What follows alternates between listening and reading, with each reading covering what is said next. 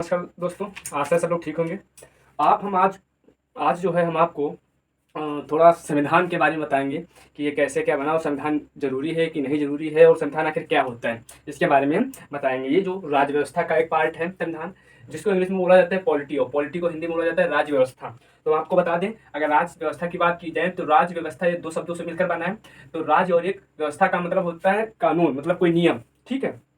और दूसरी बात की जाए राज्य, तो राज्य क्या होता है, अगर बात की जाए अगर कोई राज्य अपने आप में है तो राज्य का मतलब होता है राज्य के मूल तत्व जो होते हैं वो चार होते हैं। कितने होते हैं? चार। क्या होता है? नंबर एक जनसंख्या, जनसंख्या, नंबर एक जनसंख्या, ठीक है। नंबर दो भूभाग, और नंबर एक जनसंख्या, नंबर दो भूभाग, नंबर तीन की अगर बात की जाए सरकार, सरकार, ठीक है। और नंबर चार की अगर बात की जाए जिसको बोला जाता है संप्रभुता, संप्रभुता। जनसंख्या आप लोग जानते हैं, भूभाग भी जानते हैं। इसमें से अगर ये दो भाग बात की जाए इनको भौतिक भाग बोला जाता है, और ये अगर बात की जाए ये इनको बोला जाता है ऐसे जिसको बोला जाता है कुछ तो उसको आप याद नहीं रखना है, लेकिन ये बात जरूर आपको याद रखना है। ये भौतिक भाग भाग हो जाते हैं, इनको बोल सकते हैं जिनको हम देख ना केवल सुन सकते हैं, ठीक है। और संप्रभुता, सरकार क्या होता है आपको मालूम, अगर देश में जनसंख्या होती है, अगर देश में राज्य में जनसंख्या ये हो गई तो इस जनसंख्या को कंट्रोल करने के लिए हमको सरकार बनानी पड़ती है, ठीक है। इसके बाद में संप्रभुता की अगर बात की जाए कि संप्रभुता क्या होता है, जो राज्य का राजा होता है, जो राज्य का राजा होता है उस राजा के पास इतनी शक्ति होनी चाहिए जिससे उसकी जहाँ पे उसकी चले, स्वयं चले, मतलब राजा के पास इतनी शक्ति, राजा के पास इतनी शक्ति जिससे उसकी स्वयं की चले, इसी को क्या बोला जाता है? संप्रभुता बोला जाता है, ठीक है। राजा के पास इतनी शक्ति जिससे स्वयं की उसकी चले। बात कीजिए अगर संविधान की, तो संविधान क्या है तो हम आपको बता दें, संविधान का मतलब ये होता है नियमों का वह समूह होता है जिसकी सहायता से देश चलता है। यहाँ पे लिख दें हम, नियमों का वह समूह, वह समूह जिसकी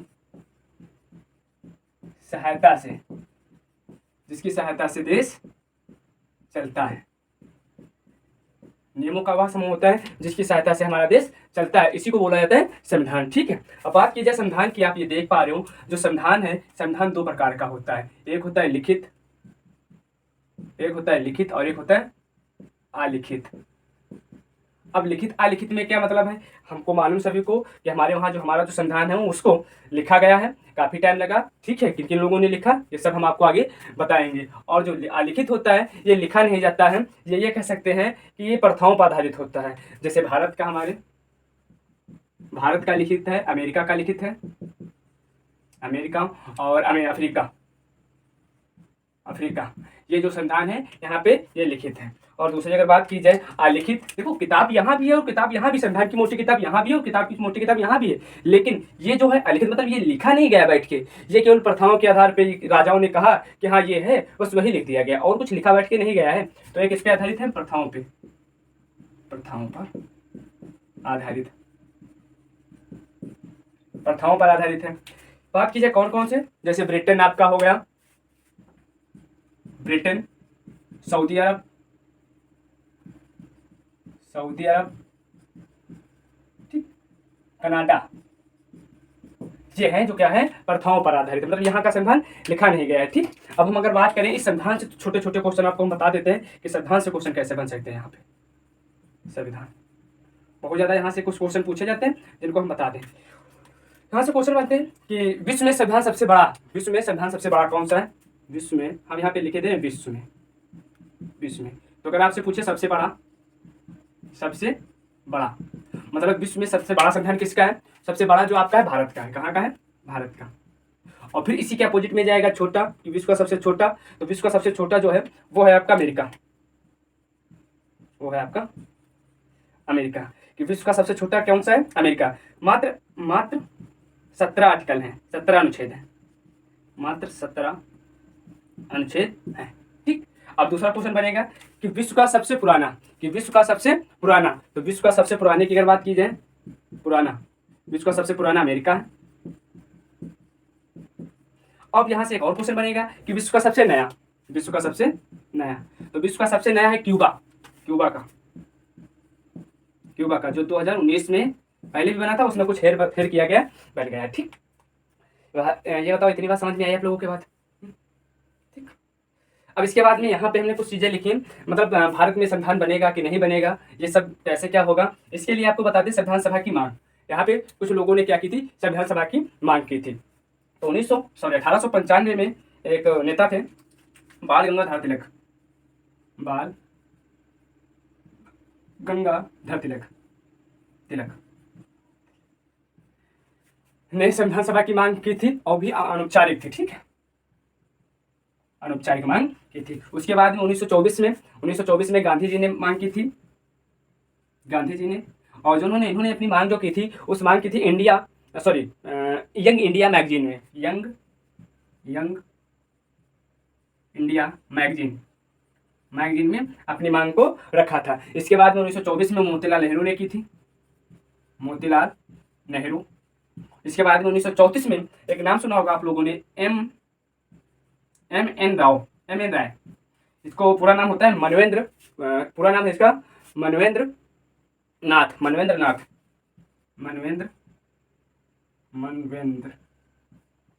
नाथ राय। इन्होंने की थी, ठीक। जब इन्होंने की थी, जिन्होंने की थी औपचारिक, इन्होंने कैसे की थी, औपचारिक। इसके बाद में 1935 में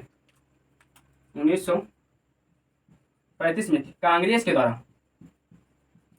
के द्वारा औपचारिक मांग की गई, ठीक है। फिर 1938 में पंडित जवाहरलाल नेहरू के द्वारा औपचारिक मांग की गई थी, पंडित जवाहरलाल नेहरू, कैसी मांग की गई थी, औपचारिक मांग की थी। आपको बता दें 1940 में जो ब्रिटेन की सरकार थी वो मंजूर हो गई कि हम आपको जो ये संविधान की मांग है हम दे देंगे, लेकिन उन्होंने कहा रुक जाओ। 1940 के बाद में उन्होंने कहा मांग स्वीकार कर ली गई, मांग स्वीकार कर ली, लेकिन उन्होंने कहा रुको, इसलिए कहा ऐसा है जो सेकेंड युद्ध चल रहा है, 1939 से चालू हुआ था, जो उसको चलना था सेकेंड युद्ध, जो द्वितीय विश्व युद्ध था, ये चलेगा, और ये जब समाप्त हो जाएगा इसके बाद में हम क्या करेंगे, संविधान सभा आपकी स्वीकार कर लेंगे, आपको संविधान सभा को लागू करवा देंगे। अब हुआ क्या कि जब सरकार स्वीकार कर ली गई, उसके बावजूद भी जब कहा चलेगा, और उन्होंने कहा कि 1945 को इसके बाद में 1945 को हम आपकी मांग स्वीकार करने के बाद में पारित कर देंगे। इसके बाद में हुआ क्या, उसी समय जब ब्रिटेन में इलेक्शन चले थे, 1945 की बात है, ब्रिटेन में इलेक्शन, चुनाव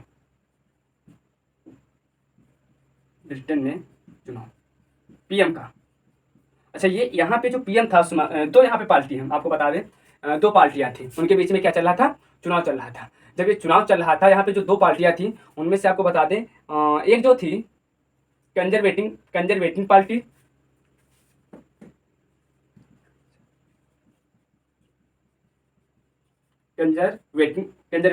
पार्टी, दूसरी थी लेबर पार्टी। अब ये दो पार्टियां थी।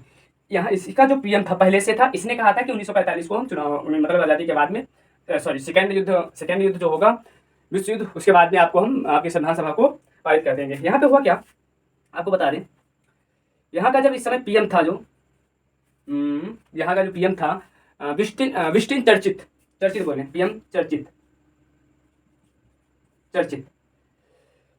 था। ये चुनाव हार गया। जब ये चुनाव हार गया तो लेबर पार्टी की सरकार बनी। सरकार किसकी बनी, लेबर पार्टी की बनी। और जब इसकी सरकार बनी तो यहाँ पे एक पीएम बना, और जिसने पहले वादा कर लिया था अगर हमारी सरकार बनती है तो हम ये तुरंत लागू कर देंगे और ये आपका पारित करवा देंगे। जब यहाँ पे ये सरकार बनी, तो जो ये सरकार बनी, यहाँ पे जो पीएम बना, यहाँ पे बना क्लीमेंट इटली, नाम सुना होगा, क्लीमेंट, क्या नाम था, क्लीमेंट इटली, एलिमेंट था नहीं, क्लीमेंट, इटली लिख लो, इटली भी ना। और जब ये बना, इसके बाद में इसने बहुत सारे प्रस्ताव देखने को मिलेंगे। आपको बता दें कहाँ से क्या सब तो होता गया। आपको जब धीरे धीरे आपने पढ़ा होगा, भारत में यूरोपीय कंपनियों का आगमन, यूरोप आए, पुर्तगाली आए। उसके बाद में आपको याद होगा जब 1600 में कंपनियाँ आई ब्रिटेन की, जहाँ पे क्यून एलिजाबेथ ने व्यापारियों का एक समूह आया था, ठीक है। उन्होंने 1599 या 1600 में एक चार्ट 15 वर्ष के लिए दे दिया कि भाई 15 वर्ष तक ये जो है दे रहे हैं, 15 वर्ष तक आप यहाँ पे व्यापार कर सकते हैं। उसके बाद में 1609 में जेम्स प्रथम ने अनिश्चित समय के लिए भाई चार्टर बना दिया कि आप अनिश्चित समय के लिए यहाँ पे व्यापार कर सकते हैं। इसके बाद ऐसे होते होते हुआ लास्ट में यहाँ तक आया। इसके बाद में 1946 में कैबिनेट मिशन आया, लंदन से चला। कैबिनेट मिशन जो था वो लंदन से चला 24 मार्च 1946 को भारत पहुंचा। 24 मार्च 1946 कहाँ पहुंचा? भारत। जब यहाँ पे ये पहुंचा तो इसके तीन सदस्य बोल सकते हैं या 3 कैबिनेट मंत्री बोल सकते हैं। 3 सदस्य जो 3 सदस्य थे हम तुमको बता दें, जो 3 सदस्य थे, 3 सदस्य या 3 कैबिनेट मंत्री बोल सकते हैं। ये 3 सदस्य थे, आपको बता दें। इसमें पहला जो था और दूसरा जो तीसरा, पहला भारत का जो एक था भारत मंत्री था, दूसरा नेवी मंत्री था, तीसरा व्यापारिक मंत्री था। जो इसमें बात करें पहले मंत्री की, इसमें पहला मंत्री कौन था? Pethick Lawrence. ये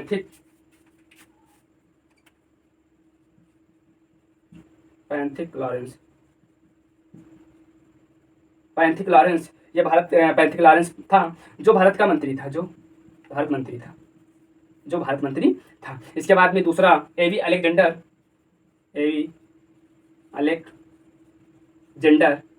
ये जो था नेवी मंत्री।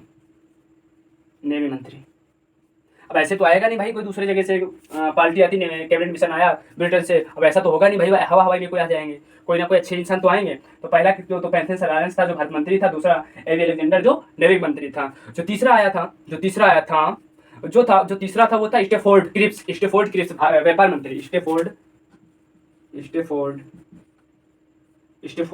क्रिप्स। और ये क्या था? भारत मंत्री, नहीं व्यापार मंत्री। अब ये जब आ गए यहाँ पे, इन्होंने जब आ गए भारत कैबिनेट मिशन को लेकर, तो इन्होंने क्या कह सकते हैं, इन्हीं ने 16 मई 1946 को रिपोर्ट प्रस्तुत की। मतलब यहाँ के लोगों के सामने 16 मई 1946 को रिपोर्ट प्रस्तुत की, जिसके 2 उद्देश्य इन्होंने बताए। यहाँ पे हमने उद्देश्य लिखा था, जिन्होंने 2 उद्देश्य बताए। और वो 2 जो उद्देश्य थे वो हम आपको बता दें। पहले संविधान सभा बनेगी, इन्होंने इसके जो उद्देश्य थे कैबिनेट मिशन के उद्देश्यों को हम वहाँ पर लिख रहे हैं कि संविधान सभा बनेगी।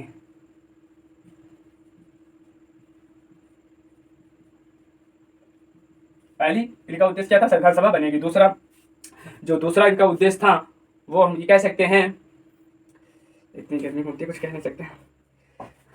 दूसरा था कि अंतिम सरकार बनेगी, अंतिम सरकार का गठन।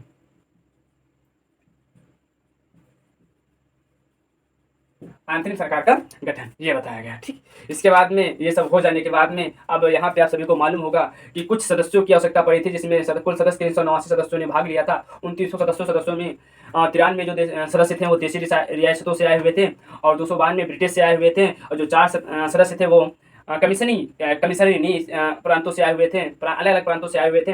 तो अगर बात की जाए, ये जो कमिश्नरी प्रांत थे वो थे ABCD, ए का अजमेर और बी का बलूचिस्तान और सी का कुर्ग और डी का मतलब दिल्ली। और इसके बाद में यहाँ पे कुल पूछा जाता है कि महिलाओं की संख्या कितनी थी, थोड़ा हम यहाँ पे बना के दिखा रहे हैं। जो 389 सदस्य थे, 389, इन 389 में कितने? 93 देशी रियासतों से थे। कहाँ से थे? देशी रियासतों से। इसमें महिलाओं की जो संख्या थी, महिलाएं 15 थी। SC की जो सीटें थी वो कितनी थी? 26 थी। ST की जो सीटें थी वो 33 थी। और अगर बात की जाए यहाँ पे ब्रिटिश प्रांत के जो लोग थे वो थे 292। 4 इसमें जो 4 थे वो थे कमिश्नरी क्षेत्र से। और ये कमिश्नरी जो है ABCA, लॉजिक है अजमेर और बलूचिस्तान। इसका मतलब बलूचिस्तान नीचे नहीं दिख रहा होगा ना यहाँ पे। इसके B का मतलब होता है बलूचिस्तान, C का मतलब कुर्ग और D का मतलब दिल्ली। यहाँ से क्वेश्चन अच्छा पूछा जाता है कि ये जो सब यहाँ पे जो प्रांत वो सब सभाएं हो रही थी, कुल सदस्य 389 थे। इन जो कुल महिलाएं 15 थी। क्वेश्चन पूछा जाता है किस प्रांत से, किस राज्य से सबसे ज्यादा महिलाओं ने भाग लिया था? तो भैया हमारा ही उत्तर प्रदेश है, जहाँ से 5 महिलाओं ने भाग लिया था। उत्तर प्रदेश, जहाँ से 5 महिलाओं ने भाग लिया था। आपको फिर से बता दें, देखो राज्य व्यवस्था या पॉलिटी की बात हम करें आपको, फिर तो इधर देख लो। इसका मतलब होता है राज्य और व्यवस्था। व्यवस्था का मतलब संविधान, और राज्य का मतलब राज्य के मूल 4 तत्व होते हैं। जनसंख्या होनी चाहिए, भूभाग होना चाहिए, सरकार होनी चाहिए, संप्रभुता होना चाहिए। जनसंख्या, भूभाग, ये भौतिक भाग होते हैं। सरकार, संप्रभुता क्या होता है? किसी भी राज्य के राजा के पास इसके पास इतनी शक्ति होनी चाहिए कि जिससे उसकी स्वयं की चले। अब सरकार का मतलब ये छोटे-छोटे राज्य हो जाते हैं, वहाँ पे जो